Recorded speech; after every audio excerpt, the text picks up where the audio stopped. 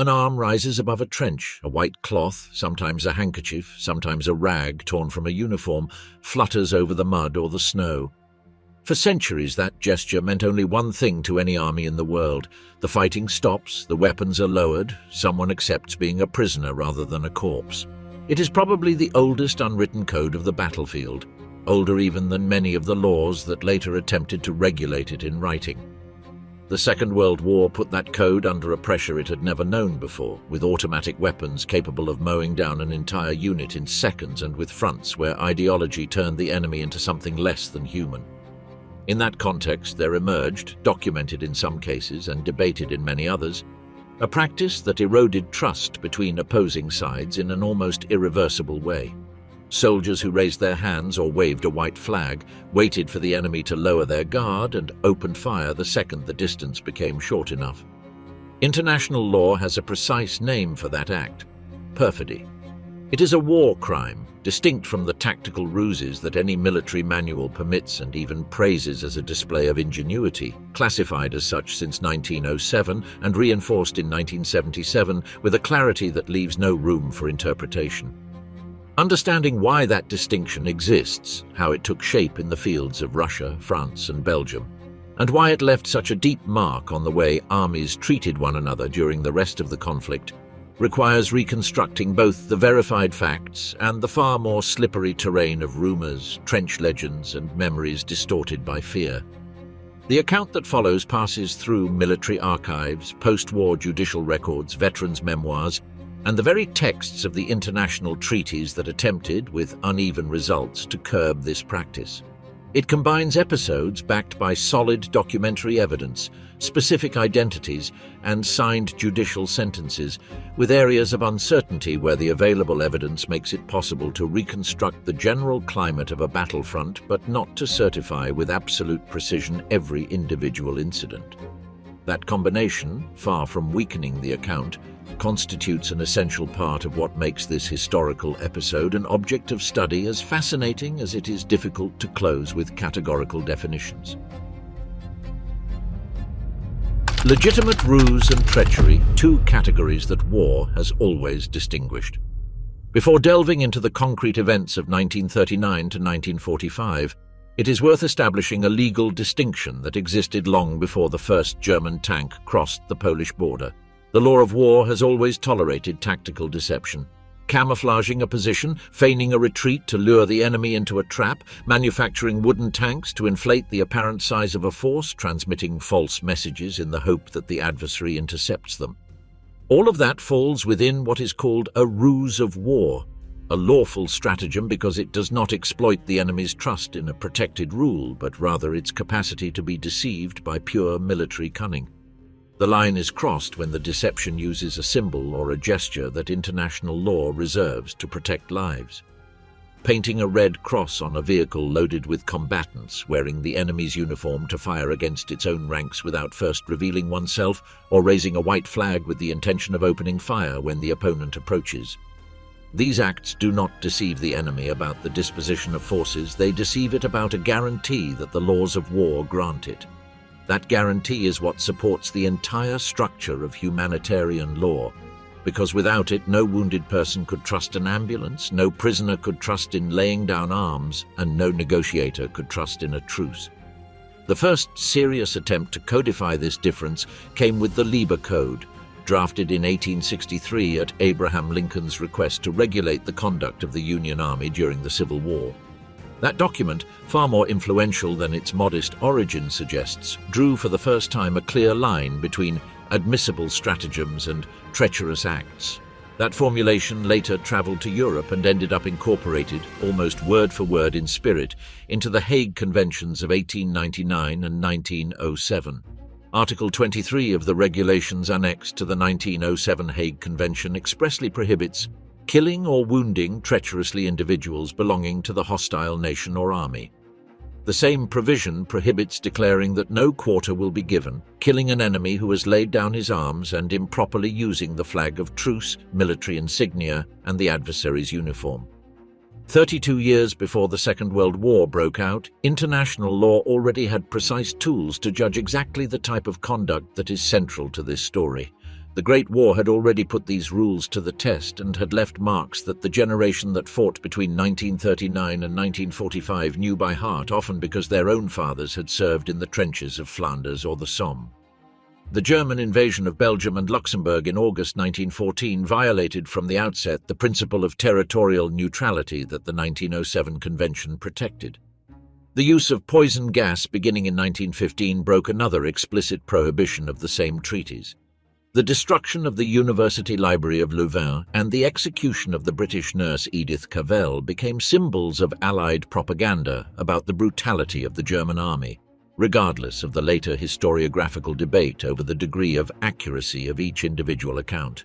In that context, there also emerged in publications of the time allegations about soldiers who feigned surrender or who abused gestures of assistance to set traps. Some of those allegations were confirmed by later investigations, others remained propaganda accusations impossible to verify with the material available at the time.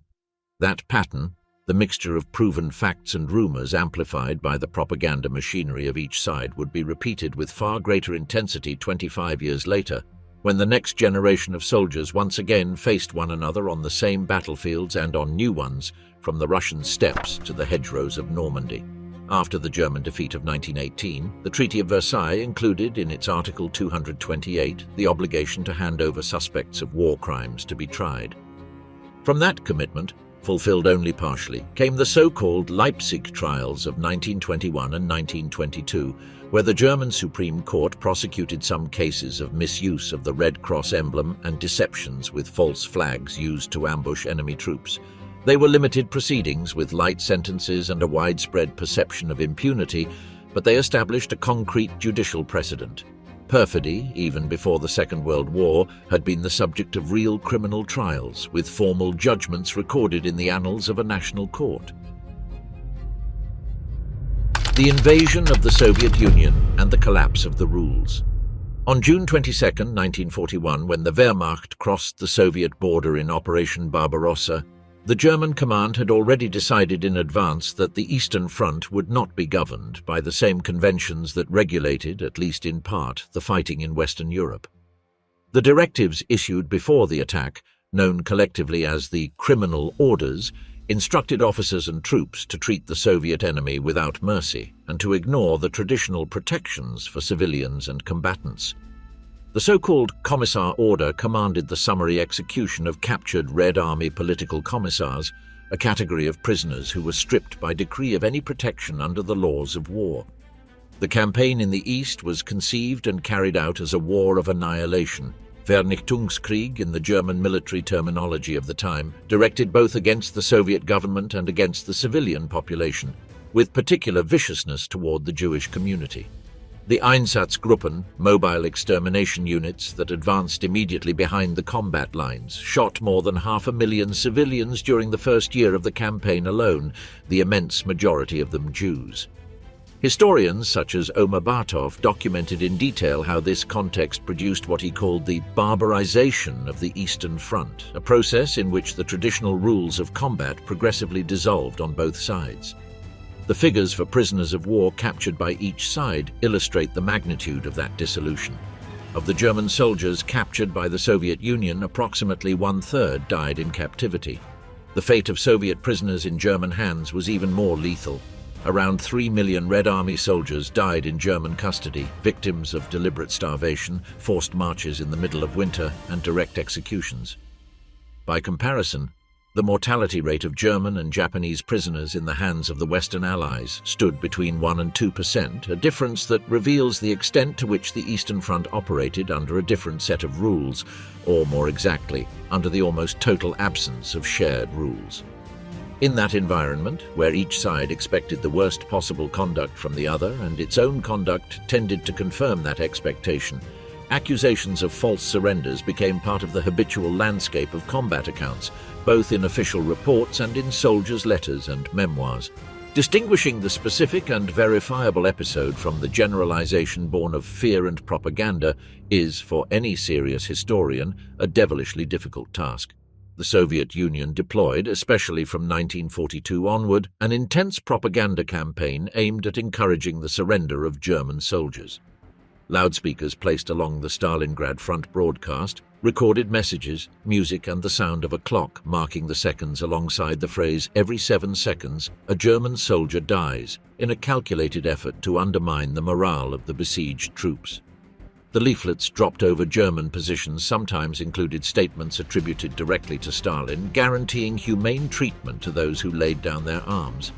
The problem for those responsible for that propaganda was the profound distrust that the experience of the front itself had sown among German soldiers. The stories, confirmed in some cases and exaggerated in others, about the mistreatment of prisoners in Soviet hands circulated with the same speed as the Soviet leaflets promising clemency. That mutual distrust generated a closed and self-reinforcing circle. The less credible the offer of safe surrender appeared, the more soldiers on both sides chose to fight to the end rather than risk laying down their arms, and the more combatants chose that option, the more episodes of extreme violence occurred in the final moments of combat, episodes that in turn fed the next round of distrust.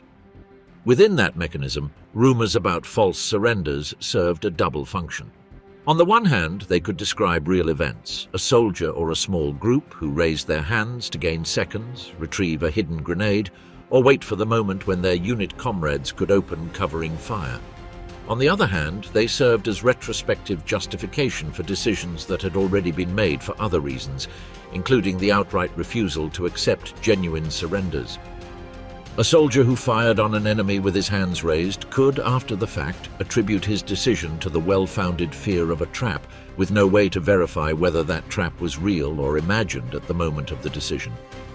The Soviet NKVD added another layer of pressure on its own soldiers. Blocking units had orders to execute those who retreated without authorization, which made surrender an even riskier option for the Soviet side than for the German side, trapped between enemy fire at the front and their own fire in the rear. That combination of factors partly explains why so many Soviet soldiers chose to resist to the death rather than attempt to surrender, even when the tactical conditions left no other reasonable way out. The United States Army devoted considerable resources throughout the war to documenting and disseminating among its troops the deceptive tactics employed by the German adversary.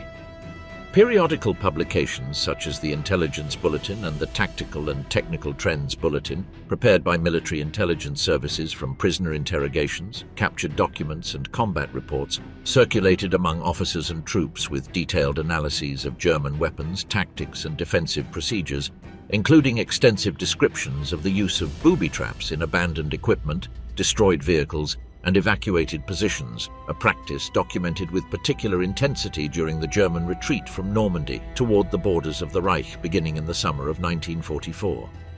That formal instruction on the risk involved in handling apparently inert objects, corpses, and abandoned equipment shared the same underlying logic as the warning about false surrender, teaching troops to maintain a constant level of caution in any situation that appeared resolved or safe, because the adversary had demonstrated the ability and willingness to exploit precisely that sense of momentary security.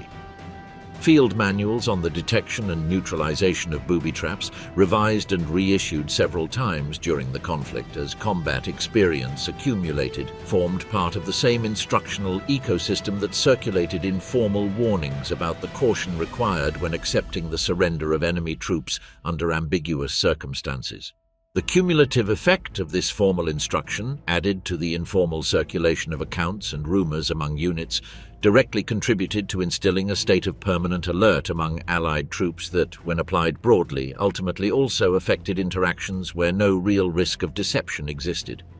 The caution taught as a survival tool against a documented threat became, in the daily practice of combat, a filter that colored every enemy gesture with suspicion, including the genuine surrenders of exhausted soldiers who simply no longer had the intention or the ability to continue fighting. The human body under fire. Before moving on to the specific episodes of the Eastern and Western fronts, it is worth pausing at a factor that explains much of the difficulty in reconstructing these events with precision: the functioning of the human mind during close combat. The physiology of extreme fear produces perceptual alterations well studied by military psychology since the mid-20th century. The field of vision narrows into what some researchers call tunnel vision. Auditory perception becomes distorted to the point that many veterans describe nearby gunfire as muffled sounds or directly inaudible, and the subjective notion of time is altered in such a way that real seconds may later be remembered as entire minutes or vice versa. That perceptual alteration directly affects the reliability of any testimony collected immediately after an engagement in which perfidy is suspected. A soldier who believes he saw an enemy raise his hands and then fire may, in reality, have witnessed a different sequence. A comrade of the enemy opening fire from a nearby position while the first soldier was genuinely trying to surrender, or an ambiguous gesture misinterpreted by the stress of the moment as the beginning of a surrender that was never completed. The subsequent reconstruction of the episode, both in the official report and in the soldier's personal memory, tends to simplify that ambiguity into a coherent narrative, almost always the one that best fits the prior expectation the soldier already had about the enemy's conduct. Modern cognitive psychology adds another element to this difficulty. Memory does not function like a fixed recording that is played back without alterations, but rather as a process of active reconstruction that changes slightly each time a memory is evoked.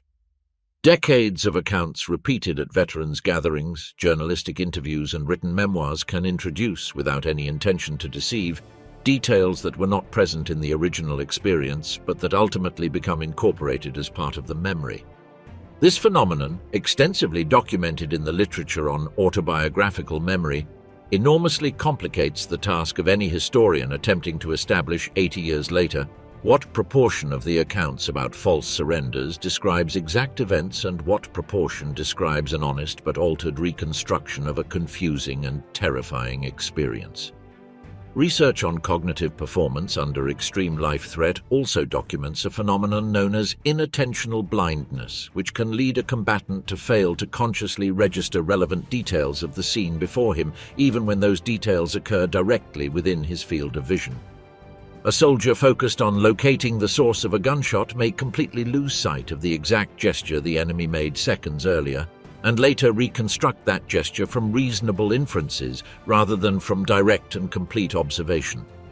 This limitation, common to any human being subjected to an immediate threat to his life, adds an additional layer of uncertainty to any attempt to establish, with the precision that criminal law requires for a conviction, the exact sequence of events that separated a genuine surrender from an act of perfidy. The siege of Stalingrad between August 1942 and February 1943 offers a useful contrast between two phenomena that should not be confused. On the one hand is the final capitulation of the German Sixth Army, a massive, formal and negotiated surrender, which began on the 31st of January 1943 and was completed 2 days later. Field Marshal Friedrich Paulus, after exhausting ammunition and food, accepted surrender despite Hitler having expressly denied him permission to capitulate,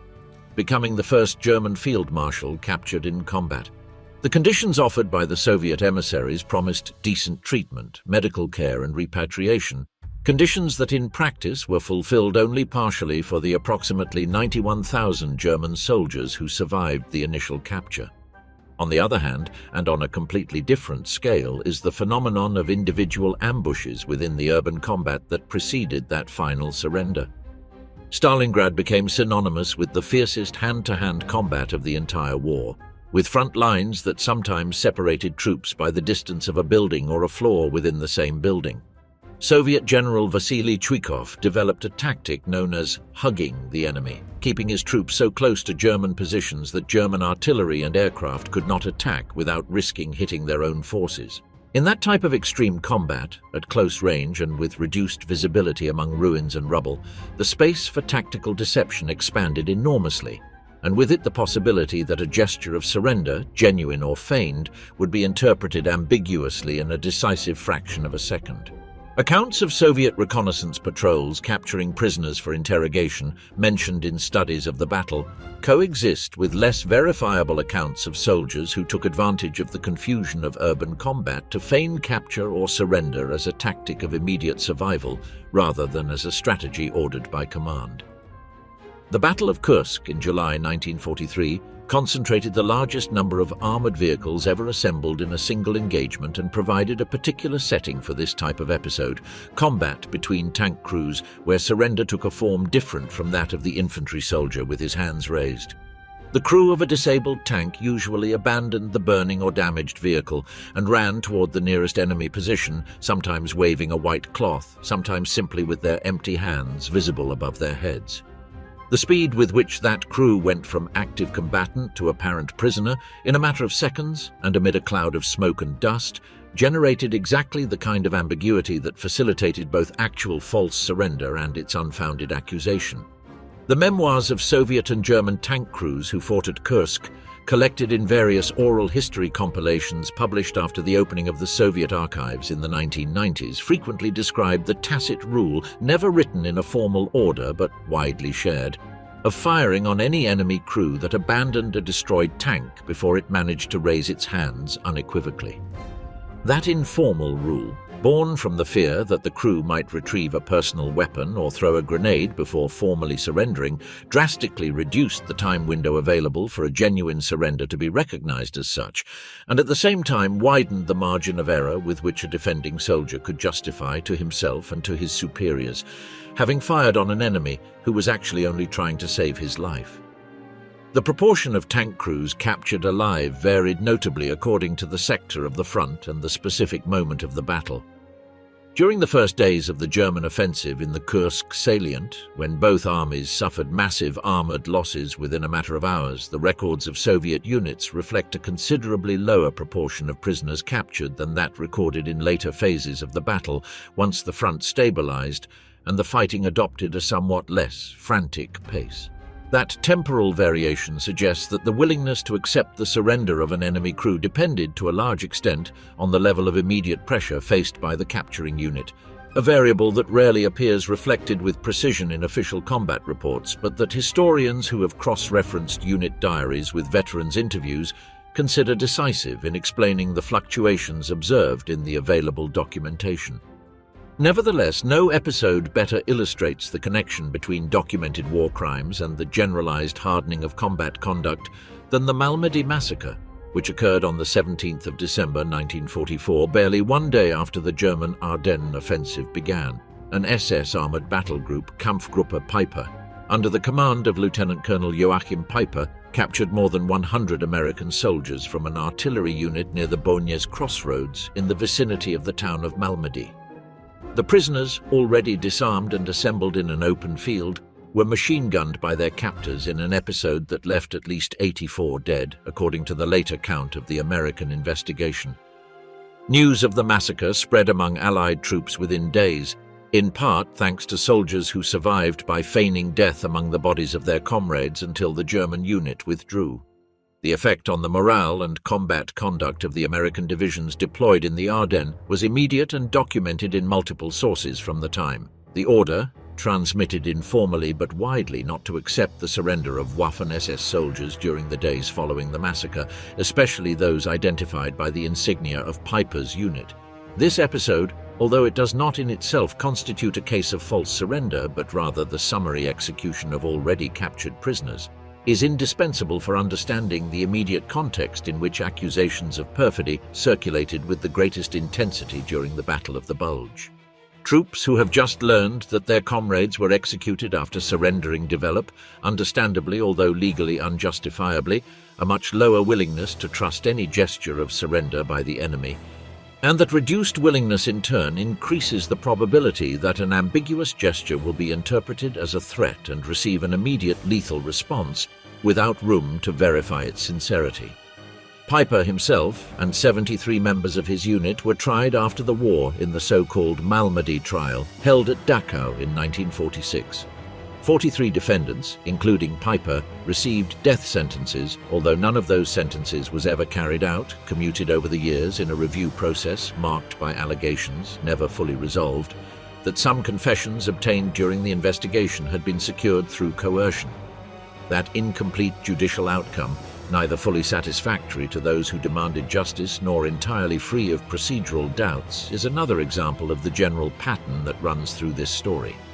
Well-established central facts, surrounded by areas of secondary controversy that were never fully resolved. The background of perfidy and the legal consequences. The episodes mentioned briefly above, the Wehrmacht and Le Paradis massacres, deserve more detailed development because they illustrate that the willingness to execute Allied prisoners did not begin in 1944 but was already 4 years old when the United States Army landed in Normandy. On May 27, 1940, during the Allied retreat toward Dunkirk, soldiers of the 1st Company of the 2nd Battalion of the Infantry Regiment of the Leibstandarte SS Adolf Hitler captured a group of British soldiers of the Royal Norfolk Regiment near the locality of Le Paradis, locked them in the barn of a farm and machine-gunned them, afterward finishing off with bayonets the wounded who were still alive. Only 2 soldiers survived, hidden beneath the bodies of their comrades until they were able to escape days later. The following day, May 28, 1940, soldiers of the 3rd Regiment of the SS Leibstandarte Division executed a similar group of British prisoners, mostly from the Royal Warwickshire Regiment, near the locality of Wehrmacht in an orchard adjacent to a farm, through a combination of hand grenades thrown inside a shed where the prisoners had been crowded together and direct fire at those who attempted to flee the explosion.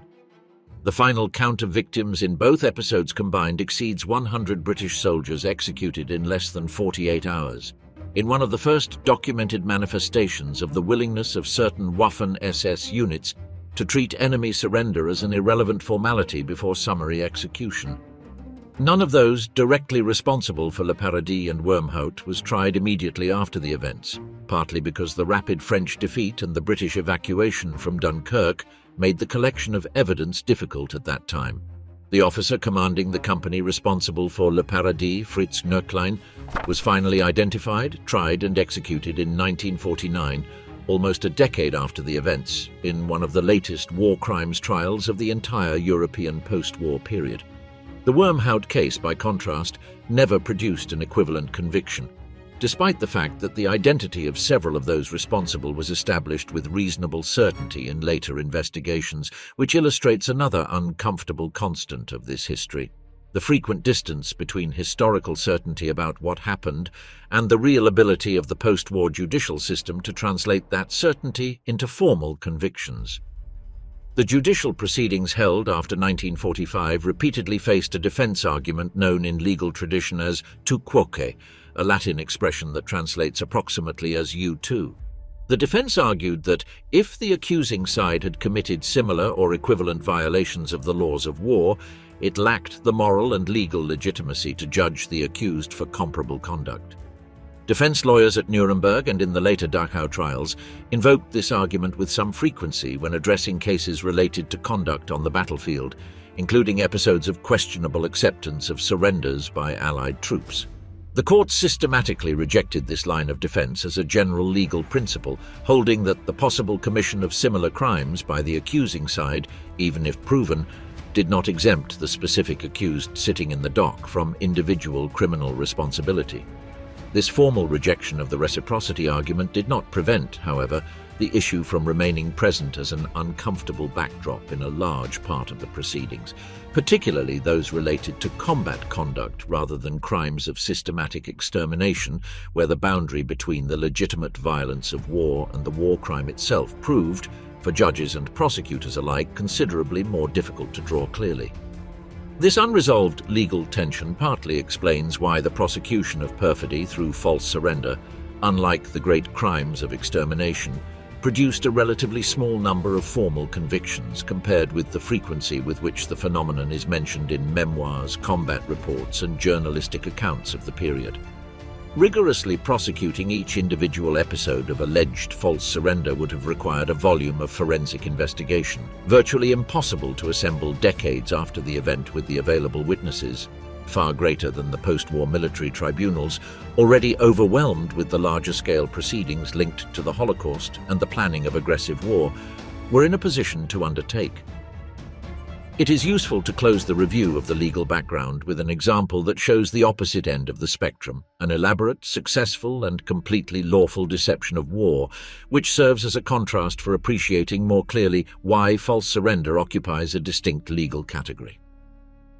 Operation Mincemeat, carried out by British intelligence in 1943, consisted of making the corpse of a supposed British officer appear on the Spanish coast, carrying false documents suggesting an Allied landing in Sardinia and Greece instead of Sicily, the real objective of the imminent Allied invasion of southern Europe. The deception worked with remarkable effectiveness, diverting German defensive resources toward the wrong objectives and facilitating the success of the Sicilian landing. The reason why this episode, famous and celebrated in British military historiography, never generated any legal controversy is precisely what distinguishes this entire category of legitimate ruses. The deception operated on the enemy's information and strategic interpretation without at any point invoking a symbol or gesture protected by the laws of war. No one died for having trusted a false flag of truce or a misused medical emblem. The corpse, the forged documents, and the complete intelligence operation belong to the same category as camouflage, dummy tanks, or fabricated radio messages intended to confuse the enemy. Ingenuity applied to war without betraying the specific trust that international law reserves to protect human life at the moments of greatest vulnerability of the combatant, such as surrender, serious injury, or medical care. Other examples from the same period reinforce this conceptual distinction. The construction of entire fictitious armies through inflatable tanks, dummy vehicles, and simulated radio traffic deployed by the Allies before the Normandy landings under the codename Operation Fortitude managed to convince the German command that the main attack would come through the Pas de Calais, diverting German armoured reserves away from the actual landing beaches during critical weeks. That massive deception, on a scale far greater than that of any individual episode of false surrender, generated no subsequent legal controversy precisely for the same reason as Operation Mincemeat. None of its components exploited a symbol or gesture protected by international law, and no German soldier died for having trusted in good faith a flag of truce, a medical emblem, or a surrender that turned out to be a trap. The Allied landing in Normandy in June 1944 opened a front where, in theory, both sides shared a more homogeneous legal framework governed by conventions that both Germany and the Western powers had signed and that, in general terms, were respected more frequently than in the East. That theory came under considerable pressure during the first months of the campaign, partly because of isolated incidents and partly because of the reputation that certain units, especially some SS Panzer divisions, earned among Allied troops. One of the most documented episodes occurred barely one day after the landing, when soldiers of the 3rd SS Panzer Division Totenkopf and other SS units executed Canadian prisoners of war captured near Ardennes Abbey in what is known as the Ardennes Massacre. That crime was added in the memory of Allied troops to the already known precedents of sister units during the 1940 campaign in France, developed in greater detail in a later section of this reconstruction. Those episodes do not constitute cases of false surrender in the strict sense, because they involve the execution of prisoners already captured and disarmed, not a trap laid at the moment of surrender. However, they directly fueled the same climate of distrust that turned any German gesture of surrender into a calculated risk for the Allied soldier who had to decide in seconds whether to lower his weapon to accept it. The memoirs and oral testimonies of United States Army veterans in Normandy record episodes, of varying degrees of verification depending on the case, of German soldiers who destroyed a tank with a Panzerfaust from a concealed position and then came out with their hands raised, expecting to be taken prisoner before their victims could react. Some high-ranking officers, according to accounts from the period that circulate with varying degrees of documentary support, even instructed their troops not to accept the surrender of soldiers who had employed that type of anti-tank weapon immediately before raising their hands, an order that, had it been formalized and carried out systematically, would in turn constitute a violation of the same conventions invoked to justify it, since international law does not permit denying quarter to a combatant who surrenders, regardless of the weapon he used moments earlier. This point deserves emphasis because it illustrates the characteristic spiral of this history. The response to a suspicion of perfidy, real or imagined, often generated equally unlawful conduct on the responding side, perpetuating the cycle instead of breaking it. The difference between an informal order passed by word of mouth among exhausted and frightened soldiers and an official policy documented in written orders is precisely the kind of nuance that oral history rarely preserves accurately, and that only the careful cross-checking of documentary sources makes it possible to reconstruct with some rigor. The Pacific Front, the Falaise Pocket, and Operation Greif. The Italian campaign, begun in 1943, offers another set of relevant episodes, particularly during the prolonged and bloody siege of the Anzio beachhead, where Allied forces were contained for months within a reduced perimeter under constant German artillery fire. The fighting in the mountainous terrain of the Gustav Line and around Monte Cassino reproduced many of the conditions that on other fronts favored confusion over the sincerity of a surrender: reduced visibility, fortified positions intermingled at close range, and a constant rotation of units that prevented soldiers from developing the kind of reciprocal trust that sometimes arose between opposing units during long periods in the same sector of the front. It is also instructive to place the German case within a broader comparative framework. In the Pacific theater, Japanese forces resorted much more systematically and with better documentation to false surrender and the use of booby-trapped corpses as a deliberate tactic against American troops, a pattern that various post-war Allied military tribunals documented with a greater abundance of evidence than in the European case.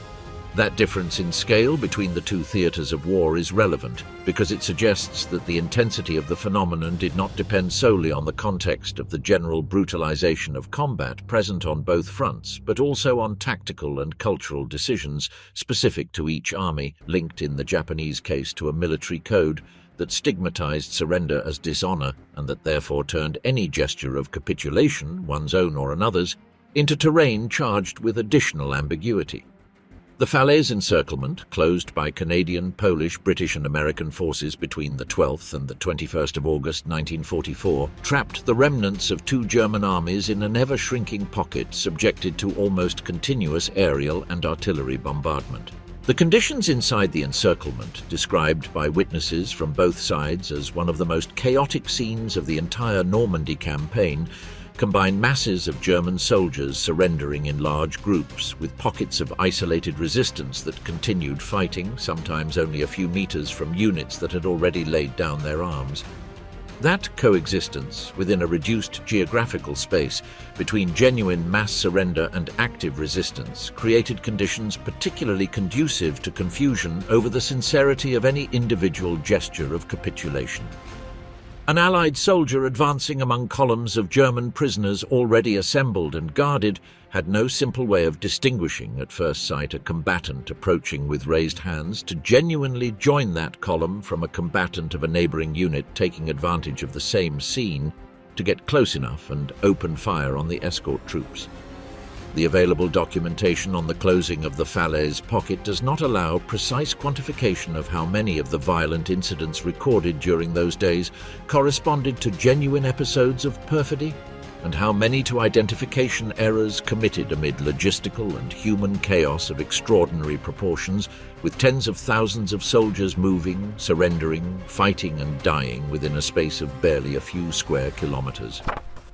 During the Battle of the Bulge in December 1944, Hitler ordered the SS commando led by Otto Skorzeny to carry out an operation intended to capture key bridges over the Meuse River before the Allies could destroy them. Operation Greif deployed German soldiers dressed in captured British and American uniforms, driving also captured Allied vehicles, with the mission of sowing confusion behind enemy lines.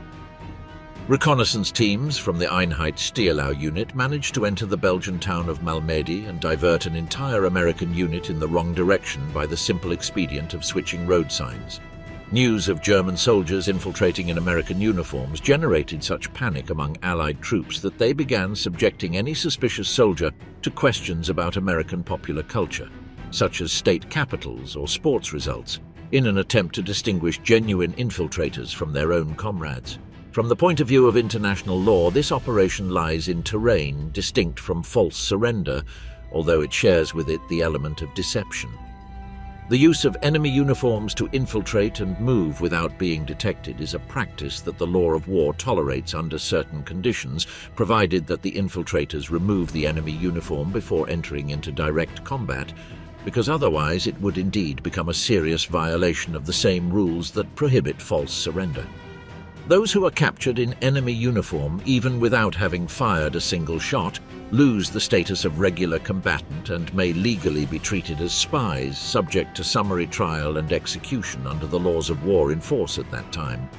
Skorzeny was tried after the war precisely on this point, in proceedings before an American military tribunal at Dachau in 1947. The tribunal acquitted him because the evidence presented did not prove that his men had fired on the enemy while still wearing Allied uniforms, a condition that international law requires for the use of an enemy uniform to become a consummated war crime rather than a tolerated ruse. The distinction is revealing. The same tribunal that rigorously applied the rules against perfidy recognized that not every deception involving enemy appearance automatically crosses that line, and that the decisive element is the exact moment when the deception translates into an attack while the victim still trusts in the protection that the symbol or uniform led him to assume. Cases of specific convictions. In contrast to the relative legal ambiguity of the Skorzeny case, the same post-war Dachau trials offer a much clearer example of a conviction for consummated perfidy.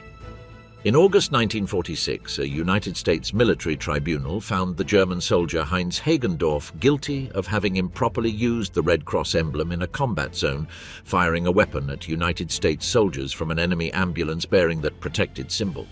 The sentence, 6 months in prison, is strikingly lenient for the legal gravity of the act, which illustrates another recurring pattern in post-war justice.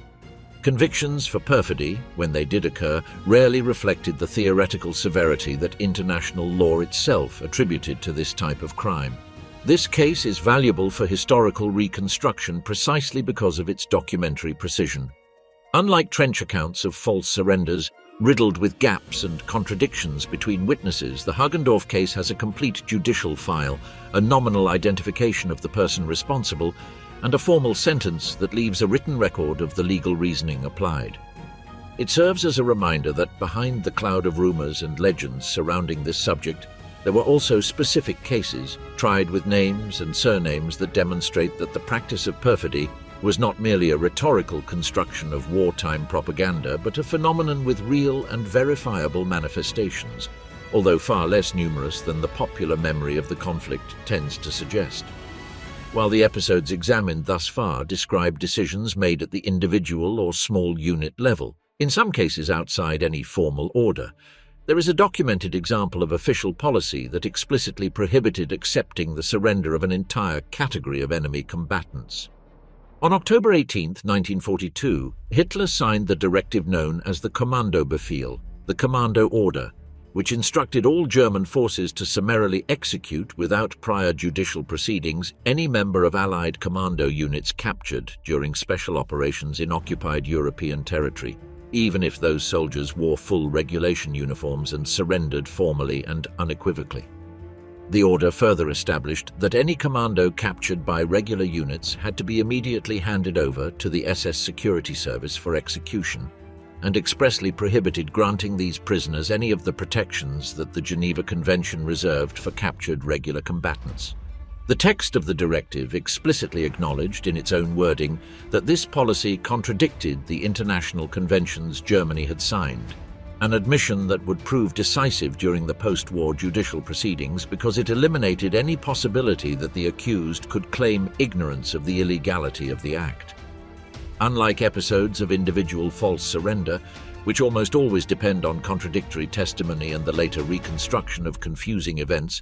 the Commando Order left an exceptionally solid documentary trail, with the complete text of the directive preserved in German military archives captured at the end of the war. That documentary solidity allowed post-war tribunals to prosecute cases arising from its application with relative legal clarity, in contrast to the evidentiary difficulties surrounding individual episodes of alleged perfidy on the battlefield. Several German military commanders were tried specifically for having transmitted or carried out orders derived from this directive, among them Field Marshal Albert Kesselring, Commander-in-Chief of the Italian Front, convicted in 1947 by a British military tribunal in connection, among other charges, with the application of the Commando Order against Allied prisoners captured in Italy. His original death sentence was later commuted to life imprisonment, and Kesselring was released in 1952, an outcome that generated considerable controversy among the victims' relatives and that illustrates once again the frequent distance between the recognized legal gravity of a war crime and the actual severity of its punishment in the judicial practice of post-war Europe. At the opposite end of this same phenomenon, the Eastern Front offers a case that illustrates how the systematic refusal to accept the surrender of an entire category of combatants could generate, as a direct response, a pattern of concealment of identity equivalent to the simulation of civilian status that international law later recognizes as a specific form of perfidy when carried out with the intent to betray the captor's confidence.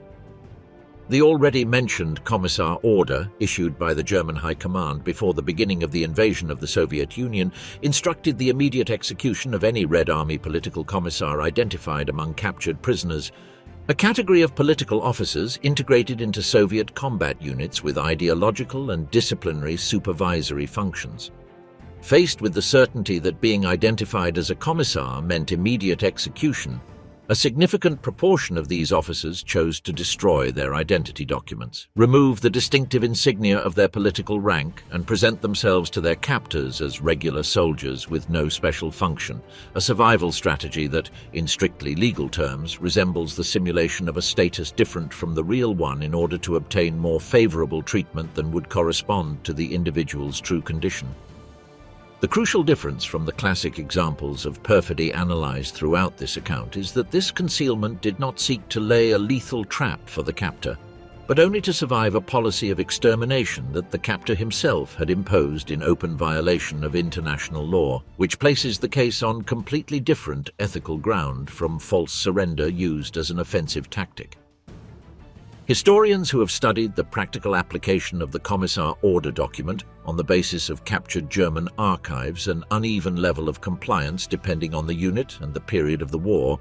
with some commanders of the regular Wehrmacht showing a notably lower willingness than SS units and the Einsatzgruppen to systematically carry out this directive, partly because of practical considerations related to the intelligence value that a captured commissar kept alive could provide under interrogation.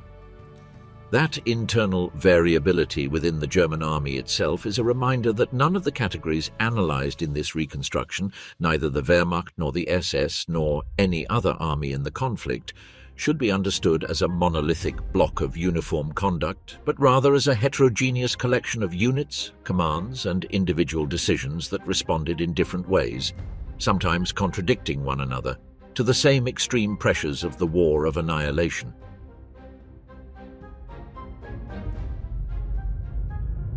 The definitive codification and the evolution of the punishment of perfidy.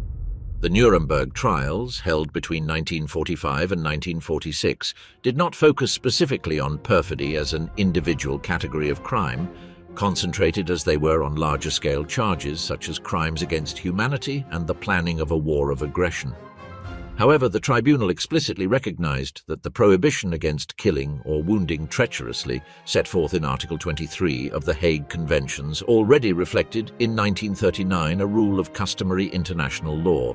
binding on all states regardless of whether or not they had signed the original treaty. That declaration was crucial for subsequent jurisprudence because it meant that no accused person could claim ignorance of the rule or lack of legal validity of the treaty as a defense. The definitive and more detailed codification came 3 decades after the war ended, with Additional Protocol 1 of 1977 to the Geneva Conventions. Its Article 37 defines perfidy with a precision that the 1907 text did not achieve, as those acts that invite the confidence of an adversary by leading him to believe that he is entitled to receive or is obliged to accord protection under the rules of international law applicable in armed conflicts, with the intent to betray that confidence. The same article lists concrete examples that anyone would immediately recognize as direct echoes of the wartime experience of 1939 to 1945, feigning an intention to negotiate under a flag of truce or feigning surrender, pretending to be incapacitated by wounds, feigning civilian status, and feigning protected status through the improper use of the insignia of the United Nations or the Red Cross. This legal architecture received additional reinforcement with the creation of the International Criminal Court. The Rome Statute, signed in 1998, explicitly classifies death or wounds caused through perfidy as an autonomous war crime, both in international armed conflicts and in internal conflicts, thereby closing a gap that some more restrictive interpretations of previous law had left open. The International Committee of the Red Cross, in its 2005 study on customary international humanitarian law, classified the prohibition of perfidy as Rule 65 of its catalogue, applicable in any type of armed conflict, without exception. But centering the focus on German soldiers responds to the documentary weight and the centrality of their wartime experience within this phenomenon. But historical rigor requires recognizing that perfidy through false surrender was not a tactical tool exclusive to the Wehrmacht or the SS memoirs, and regimental histories of Soviet, British and American units contain, less frequently but with an identical narrative structure, episodes in which soldiers of their own side are attributed the same recourse under extreme pressure, raising their hands to gain a momentary advantage over an enemy who was approaching to confirm the surrender. The historian who approaches this subject honestly must assume that the very nature of the act, an individual decision made under extreme mortal pressure, makes it structurally prone to appear in any army subjected to the same conditions of close combat and desperation, regardless of the flag under which it fights. What distinguishes the German case within the historical memory of the conflict is not necessarily a greater objective frequency of the phenomenon, impossible to establish with the available documentation, but the combination of three factors: the industrial scale of the war of annihilation that the German command itself promoted on the Eastern Front, the magnitude of independently documented war crimes such as the massacres of Allied prisoners at Wehrmacht, Le Paradis and Ardennes, which reinforced the credibility of any additional accusation against the same units, and the symbolic weight that Germany's final defeat gave to the documentation and judicial prosecution of its military conduct, a process of scrutiny that was not replicated with the same intensity or the same resources regarding the conduct of the victorious armies. It is worth distinguishing within this legal framework between the rule that prohibits perfidy and the separate, although related, framework that regulates the treatment owed to prisoners of war once captured. The 1929 Geneva Convention on the Treatment of Prisoners of War, in force throughout the Second World War and ratified both by Germany and by the Western powers, established detailed obligations regarding the food, accommodation and work of prisoners, but remained relatively silent on the exact moment of capture, precisely the instant in which episodes of false surrender are concentrated. The Soviet Union had not ratified that 1929 convention, a circumstance that Germany explicitly and cynically invoked to justify the brutal treatment inflicted on Soviet prisoners, despite the fact that customary international law, later recognized at Nuremberg, already imposed minimum obligations of humane treatment regardless of the formal ratification of a specific treaty. The revision of the Geneva Conventions in 1949, now with the complete experience of the war as a direct reference, considerably expanded and clarified the obligations toward prisoners and incorporated more explicit provisions concerning the moment of capture, reinforcing the idea that the legal protection of a combatant who surrenders begins at the very instant when he unequivocally expresses his intention to lay down his arms, without the capturing side being able to invoke reasonable doubt about the sincerity of the gesture as a legal justification for opening fire. This additional precision, incorporated directly as a result of the recent wartime experience, closed part of the normative gap that during the war had allowed some commanders to justify, at least before their own troops, the refusal to accept surrenders under suspicion of perfidy. The documentary bias that favors scrutiny of German conduct over that of the rest of the armies in the conflict also has a concrete archival explanation. The German military archives captured at the end of the war, together with the occupation judicial apparatus established in the 4 zones controlled by the Allies, generated a volume of documentation on the conduct of the defeated army far greater than any internal investigative commission ever produced on the conduct of the victorious armies. That documentary asymmetry, understandable given the political circumstances of the immediate post-war period, inevitably conditions the image that subsequent historiography has been able to reconstruct regarding the relative frequency of perfidy on each side of the conflict, without that condition detracting from the validity of the German cases actually documented, but also without allowing definitive comparative conclusions to be drawn from them regarding the proportional conduct of each belligerent army. The territory of mystery between fact and trench legend. Having reached this point, it is worth pausing at the question that lies beneath this entire reconstruction and that no historian has managed to answer with absolute precision. How often did these false surrenders actually occur during the Second World War? The honest answer is that no one knows exactly, and that uncertainty constitutes in itself one of the most fascinating aspects of the phenomenon. Military archives from the period record accusations of perfidy with some regularity in combat reports, but those reports were often written in the heat of the moment, minutes or hours after a confusing engagement, by exhausted soldiers and under extreme stress. Human perception under direct fire suffers distortions well documented by combat psychology. The field of vision narrows, the sense of time is altered, and the memory of the episode may be unconsciously reconstructed in the following days to fit the narrative that the soldier himself or his unit needs to sustain in order to justify their own decisions. Added to that individual distortion is the institutional propaganda factor. Both the German and Soviet commands, and to a lesser extent the Western Allied command as well, had a direct interest in circulating stories about the enemy's treachery, because this type of account hardened their own morale and justified reprisals that otherwise would have been difficult to sustain before public opinion or before the soldiers themselves. An isolated episode, occurring only once in a specific sector of the front, could multiply through oral transmission between units until it became a generalized characteristic attributed to an entire army or an entire nationality. Historians who have studied this phenomenon with the greatest rigor agree on a nuanced conclusion. Documented cases existed, such as that of Hagendorf, with identity, trial, and sentence. There also existed, in all probability, isolated episodes of individual soldiers who resorted to a feigned surrender as a last resort for tactical survival without any order or systematic policy behind that decision. And there existed, simultaneously, a considerable volume of exaggerated, misremembered, or outright invented accounts which circulated as unquestionable truth among troops who had every psychological reason to believe them and very few tools to verify them. This grey area, where verifiable fact mixes with plausible rumour and legend constructed after the fact, is precisely the territory inhabited by the great mysteries of military history. It is not a mystery about extraterrestrials or lost civilizations, but something equally intriguing in its own way: the almost insurmountable difficulty of reconstructing, with the precision demanded by historical rigor, what actually happened in the seconds separating a genuine gesture of surrender from a deadly trap, when the only direct witnesses are usually dead, traumatized, or motivated to remember a particular version of events. Post-war war cinema contributed decisively to fixing in the popular imagination a simplified and often decontextualized version of the phenomenon.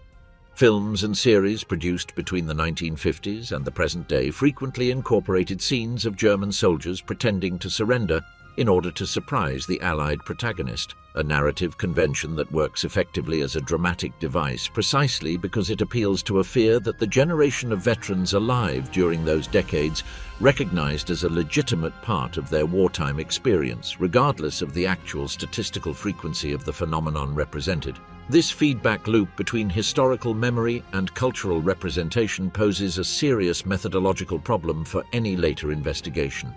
The more often cinema and popular literature repeat a specific scene,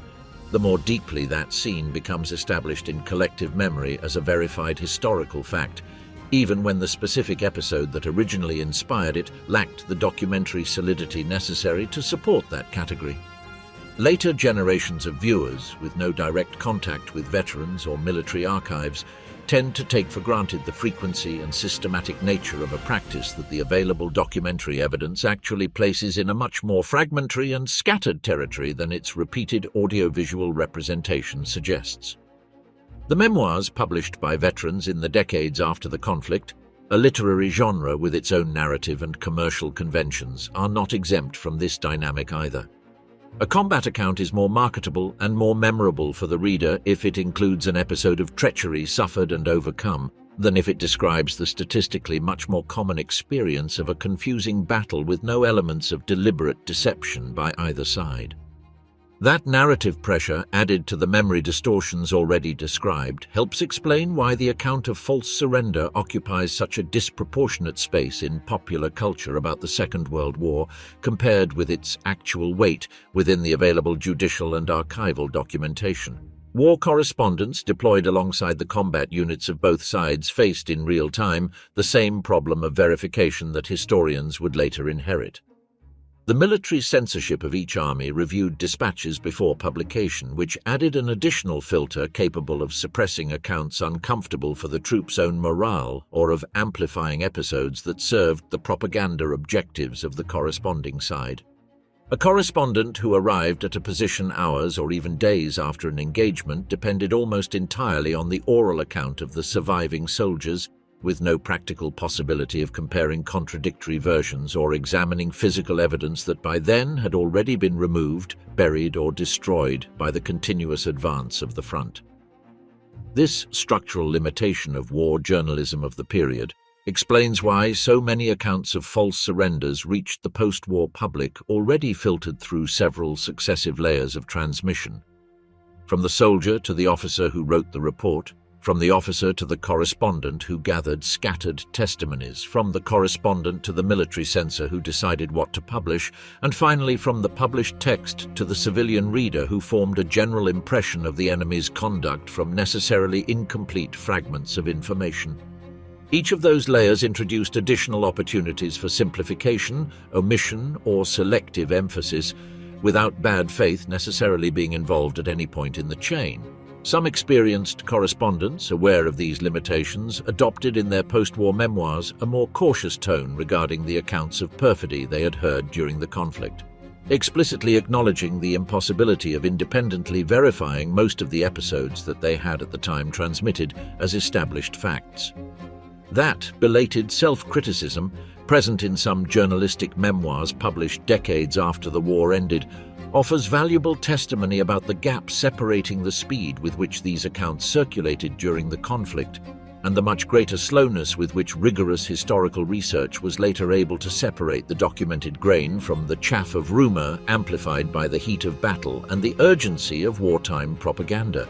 Regardless of the exact proportion between real cases and amplified rumors, the practical consequence of this dynamic proved devastatingly concrete for thousands of soldiers on both sides. Every accusation of false surrender, verified or not, fueled a defensive response among the troops who heard it, and that defensive response frequently translated into a refusal to accept genuine surrenders in later encounters.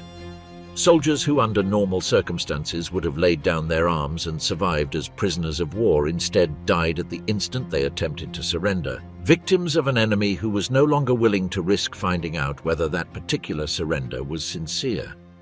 This pattern is documented with particular clarity in the testimonies of veterans from both sides on the Eastern Front, where the spiral reached its most extreme point, but it also appears, although with less intensity, on the Western Front after the episodes in Normandy and the Ardennes. The net result was a progressive hardening of combat conduct that far exceeded the number of cases of perfidy actually proven, because fear of treachery proved, in terms of its effect on human behavior, almost as powerful as treachery itself. Military commands of different armies were aware of this problem during the war itself. Some Allied officers, concerned about the deterioration of combat discipline and the legal implications of systematic conduct contrary to the conventions signed, issued formal reminders to their troops about the obligation to accept genuine surrenders, even in a context where suspicion of deception was widespread. The actual effectiveness of those reminders, issued from the rear towards soldiers subjected to the immediate stress of combat, is another point where the historical documentation offers more questions than definitive certainties. The legacy and the current state of the regulations. Concern over false surrender as a combat tactic did not end with Germany's surrender in May 1945. Subsequent conflicts demonstrated that the temptation to exploit the enemy's trust in protective rules remains present wherever close-range infantry combat exists. During the invasion of Iraq in 2003, US forces reported incidents of combatants who feigned surrender before opening fire, episodes that military commanders explicitly classified as acts of perfidy prohibited under the Geneva Conventions, in direct continuity with the legal framework forged largely by the experience of the Second World War. The Balkan Wars in the 1990s also contributed their own repertoire of allegations concerning false surrenders and abuse of flags of truce, examined with a considerably greater level of judicial detail than that achieved by the tribunals of 1945, thanks to the creation of the International Criminal Tribunal for the former Yugoslavia, which explicitly incorporated into its jurisprudence the same principles on perfidy codified in the 1977 Additional Protocol. That judicial evolution demonstrates that the legal framework constructed from the German experience of the Second World War did not remain a theoretical relic of international law manuals, but became a recurrently used tool for international tribunals confronted with conflicts of a completely different nature, separated by half a century and by a geopolitical context unrecognizable compared with that of 1939. This continuity confirms that the regulation of perfidy constitutes a mechanism of living law that continues to be applied, with the same conceptual categories coined more than a century ago, to contemporary conflicts. Article 37 of the 1977 Protocol, written by jurists who explicitly had in mind the wartime experience of 1939 to 1945, continues to be the central reference for judging similar conduct in completely different scenarios, from conventional wars between states to asymmetric conflicts against non-state armed groups. The reason for that permanence has to do with the structural function that the prohibition of perfidy fulfills within the entire edifice of humanitarian law. Every time a combatant fraudulently exploits a protected symbol or a gesture of surrender, he endangers his immediate adversary and at the same time erodes the basis of trust that allows those same symbols and gestures to continue functioning for all future combatants, including those of his own side in later encounters. An army that acquires a reputation for resorting to feigned surrender condemns, in practice, its own soldiers to having their genuine future surrenders received with suspicion and, in too many cases, documented throughout military history, with gunfire rather than with the custody that international law should guarantee them. It is true that perfidy through false surrender had been classified as a war crime since before the conflict began, with a legal basis in the 1907 Hague Convention and concrete judicial precedents in the Leipzig trials of the 1920s. It is also true that the context of the Eastern Front, marked by a deliberate war of annihilation and by prisoner mortality rates several times higher than those of the Western Front, generated the ideal conditions for the practice, wherever it genuinely occurred, to spread and for rumors about it to multiply at an even greater speed. It is true, moreover, that documented cases with identity and judicial sentence exist, such as that of Heinz Hagendorf confirming that perfidy was not exclusively a product of wartime propaganda. And it is equally true that the exact proportion between verified events and trench legend remains, at a distance of more than 80 years, one of those territories where military history collides with the limits of its own sources, trapped between incomplete archives, memories distorted by trauma, and the strategic interest of each side in sustaining a particular narrative about the enemy's conduct. The most tangible legacy of this episode does not lie in an exact number of confirmed incidents, unattainable with the available documentation, but in the legal architecture that ultimately consolidated as a result of that experience. Article 37 of the 1977 Additional Protocol and its subsequent incorporation into the Rome Statute represent the definitive institutional response to a dilemma that ran through every trench, every Norman hedgerow, and every ruined building of Stalingrad: how to sustain, even in the midst of the most brutal war of annihilation of the 20th century, a minimum of shared trust without which no soldier, on any side, could ever lay down his arms with the reasonable hope of surviving the gesture. The judicial files of Dachau, Nuremberg, and the British military tribunals concerning the Kesselring case, together with the documentary trail of directives such as the Commando Order and the Commissar Order, make up the verifiable core of this story. Around that core persists a much larger volume of accounts transmitted through the oral tradition of veterans, reinforced by decades of cinematic and literary representation, which contemporary historical research can only treat with the methodological caution required by any source that cannot be directly corroborated. That coexistence between verified fact and persistent narrative, far from being an anomaly of this specific episode, portrays with considerable fidelity the usual texture of 20th century military history, always constructed on a solid but never complete documentary foundation, surrounded by a halo of collective memory that each generation reinterprets in its own way, without that halo ever managing to dissolve completely or crystallize into a definitive certainty.